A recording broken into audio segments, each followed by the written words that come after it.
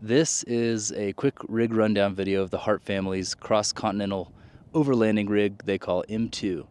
The Hart family is a family of 6, plus their dog Oso, and they travel part-time out of this truck, or they are internationally backpacking, or they're on their home farm in Missouri.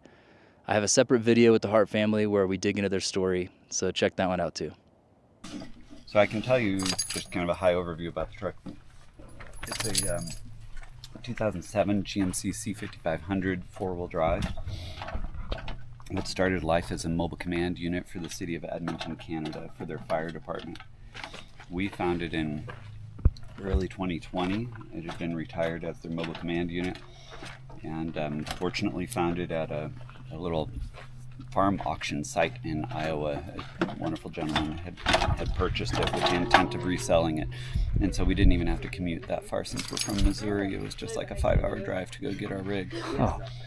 But we bought it then, and we stripped it essentially to bare metal front to back. The rear cabin had to be stripped down to reconfigure to what we need.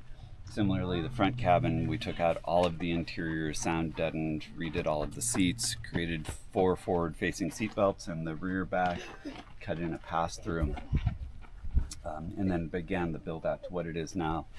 You know, custom front and rear bumpers, 50-gallon water tank, 40-gallon gray tank, of course the air conditioner. This is a drop-down table for the side, outside water port, outside gas port for grilling. On the inside, you're welcome to come in and have a look.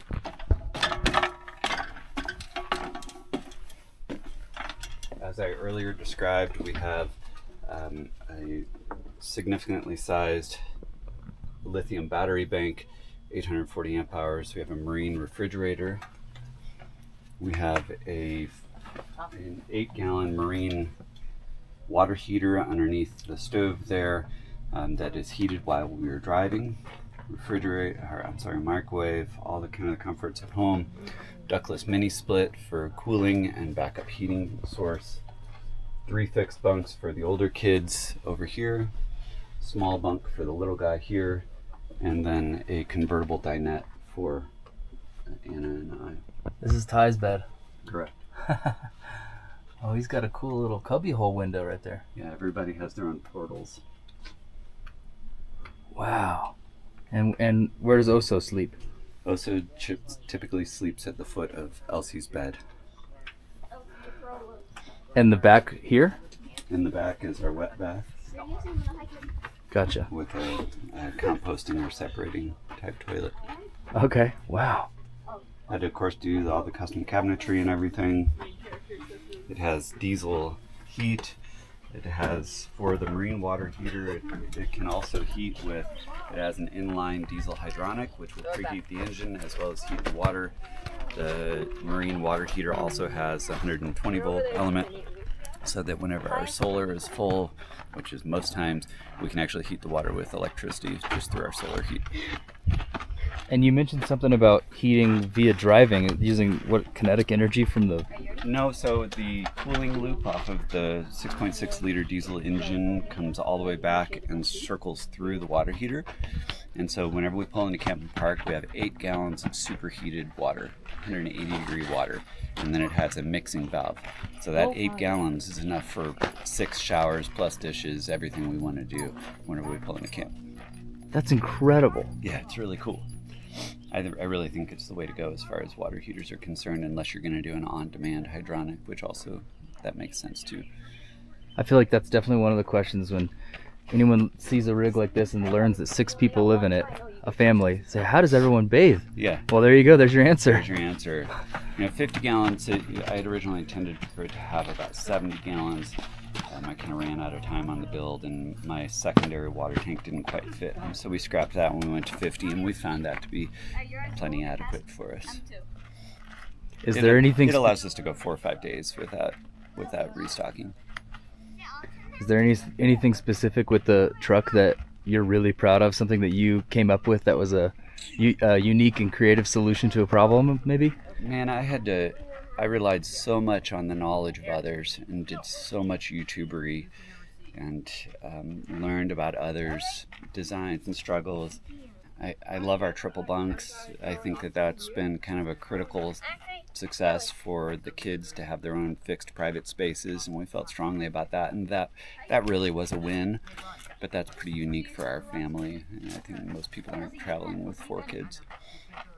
Everybody knows the benefits of a hostel bunk with a curtain and how nice that is. Exactly, right? We had originally intended for curtains, berths for the kids, and we just didn't get the curtains up. But nonetheless, they love having their own space with a fan, with a USB charger, and a place to chill and be by themselves.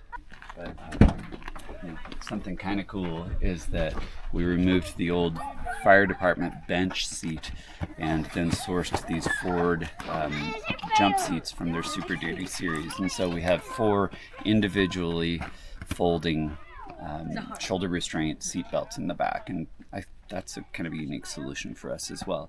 And so they can fold individually, they can go through the crawl through. The kids use the crawl through a lot. But yet I really felt strongly about having 6 forward-facing seat belts. Yeah, totally. So the 2 adults sit in the front, and then you got 4 in the back. Mm-hmm. As far as the, at home, whenever we're overlanding, at home we have a 45-acre farm. Can hardly see another house. We've got all that privacy. So whenever it came to building the rig, we wanted to be off-grid. We don't do, by and large, established campgrounds in the U.S. anyways. In the U.S., we prefer boondocking sites such as this. We don't have neighbors at home, so we don't necessarily come out to go camp to have neighbors in the woods. So we specifically built the rig for that purpose.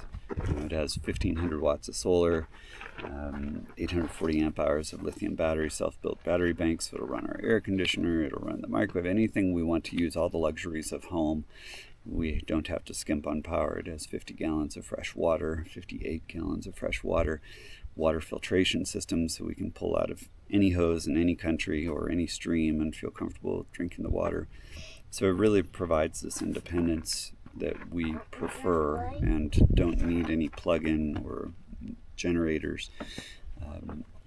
And since it is high clearance and 4-wheel drive, it allows us to get back into sites where even normal boondockers wouldn't go. It gets us out away from the bumper pull camper crowd for the most part, and the Class A's and B's and C's. It moves away from all of them simply by having the high clearance. So that provides us the independence and the solitude and the experience that we want. If you enjoyed that video, subscribe to Logan Let's Go for more. I'm on a 1-year trip right now, profiling a lot of amazing and unique and interesting people that I meet. The Hart family being one, and there's many more on my channel and more to come. So yeah, stick around. Cheers. Bye.